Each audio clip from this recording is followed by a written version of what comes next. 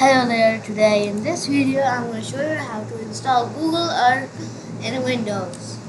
So copy this link, I'll paste it in the description. Now go to Google, open Google.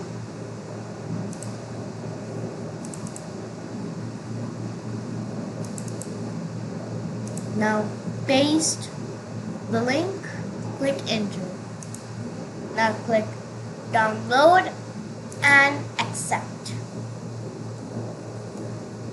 Now click show in folder.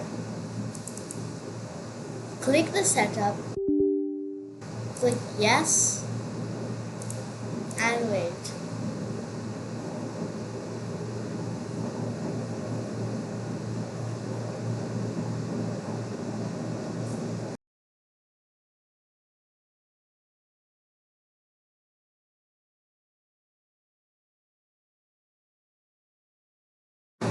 Now its installation is complete, so you can safely click close and Google Earth is installed in your device.